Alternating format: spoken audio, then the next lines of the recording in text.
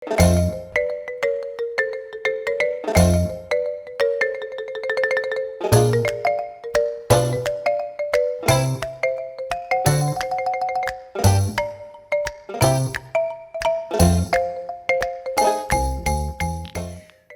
je m'appelle Ghislaine Grand, je suis ici pour la ludothèque.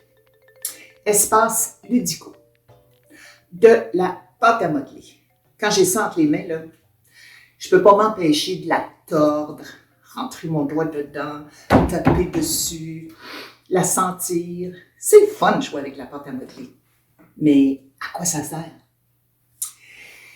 Si vous observez un tout petit qui tient de la pâte à modeler pour la première fois, vous allez voir qu'il tire dessus pour arracher des morceaux.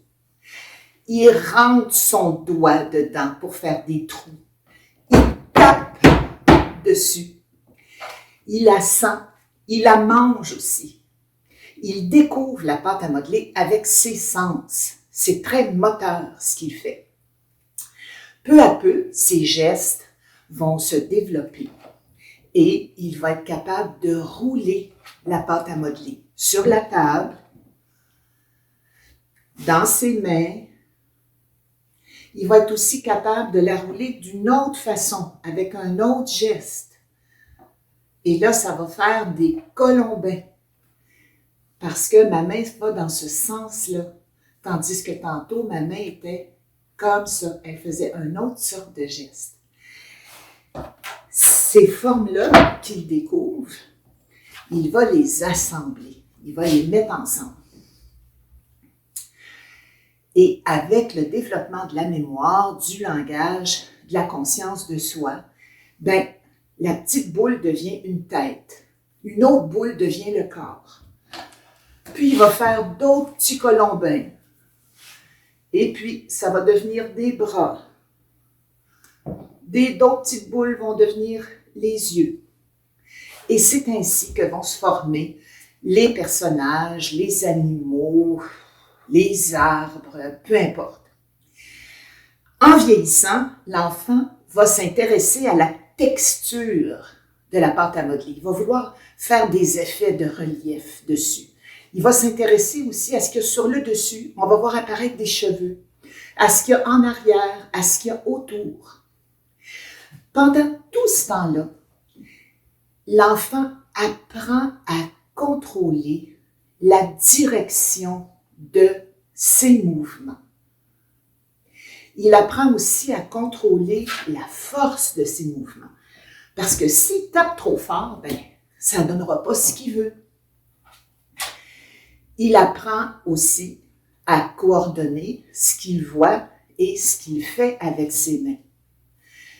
Tout ce processus-là va l'aider, vous l'imaginez bien, à l'école quand il va vouloir écrire, pour contrôler la direction de son crayon, la force aussi, parce qu'il pèse trop fort sur son crayon, la mine va éclater. Donc, tous ces apprentissages-là seront très, très utiles à l'école. Et il va aussi développer la force dans son bras, dans ses mains, en travaillant la pâte à modeler. Mais pour ça, il faut lui laisser de la place. Il faut qu'il puisse expérimenter des gestes. Il faut qu'il puisse jouer librement.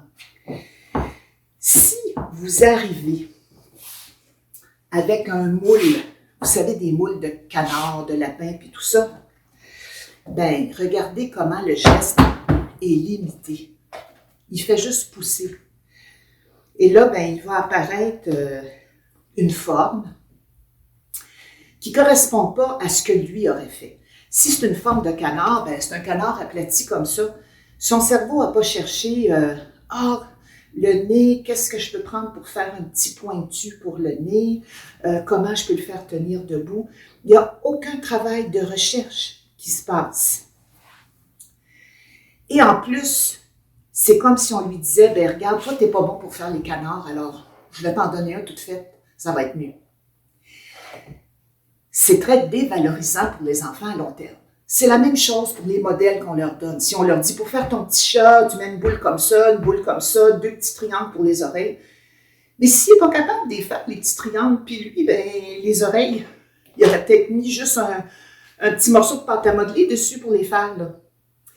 Donc, vous lui donnez un modèle qui ne correspond pas à ce qu'il est capable de faire. Encore une fois, ça le décourage.